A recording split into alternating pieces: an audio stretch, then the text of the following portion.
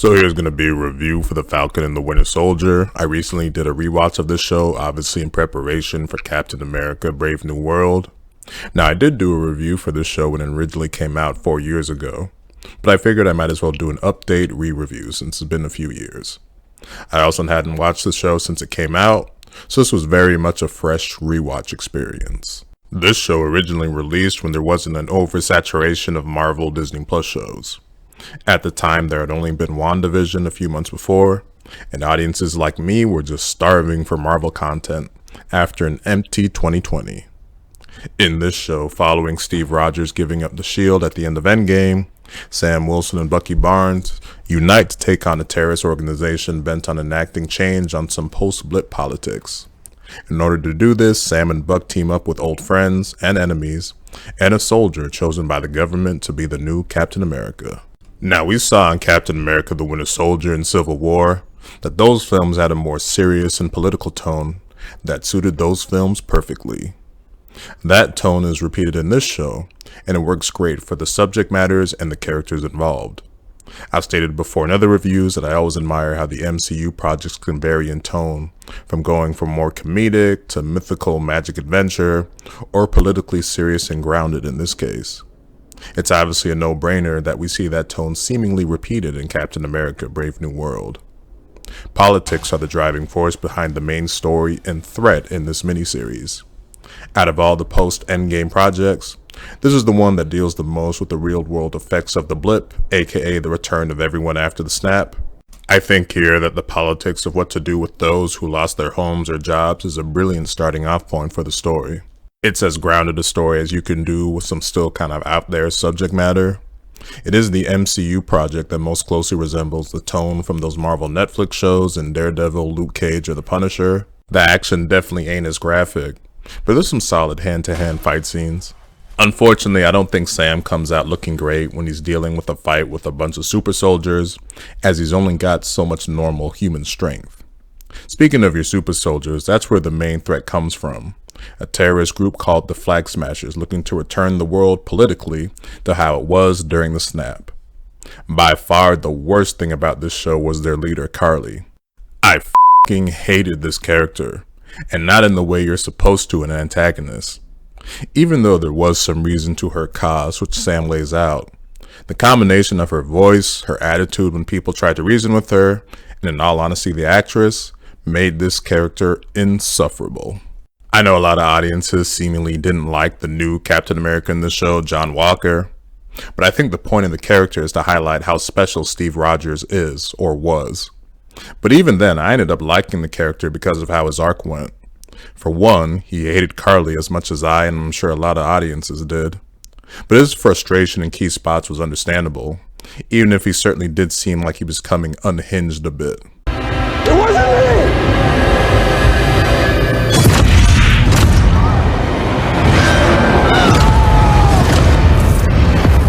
But where he ends up at the end, I felt really good for him and look forward to seeing what they do with him in Thunderbolts later this year. Now, it could have been very easy for this show just to start off with Sam having the shield and being the new Captain America with wings.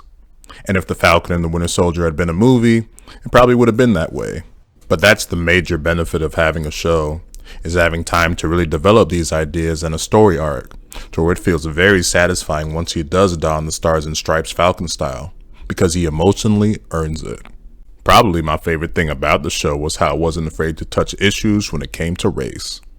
It starts off in subtle spots here and there, but then things get addressed head on later when it comes to how people would feel about a black Captain America, and I couldn't appreciate the show more for doing so. None of the other characters involved here have as rewarding a character arc as Sam or even John Walker, the new Captain America, even if I still liked their presence. Bucky plays well off Sam. There's always that tension between them because it almost seems like they're fighting for who was Steve's best friend. Bucky's best scenes are with Zemo. Baron Zemo here is really likable in the show, despite all the slimy stuff we saw him do in Civil War. And that brief bit of him dancing is just too good. One of the bigger character tragedies in the MCU is what became of Sharon Carter's character, but I mean that in a good way. As a grounded show, it shows the consequences for her actions in Civil War, being deemed an enemy of the state and resorting to a life of crime overseas. But I like that kind of tragic evolution for the character, even if it was fucking ridiculous that she was able to take on a dozen guys with guns on her own. The series post-credit scene opens up some interesting possibilities for the character, but who knows when the they'll ever pay that off. In terms of payoff, I felt like the show needed an extra episode or two. There's 6 episodes, which is less than a lot of other MCU shows. She-Hulk and Agatha had more than 6 episodes. As I've also been watching the Marvel Netflix shows in preparation for Daredevil Born Again, and those are all like 13 episodes long. So it did make me think after watching this miniseries that, whoa, 6 episodes is a bit short. I think the show was consistent in terms of solid quality, and I mean it as a good and bad thing. Besides my hate for Carly, the show never came close to sucking or getting on my nerves.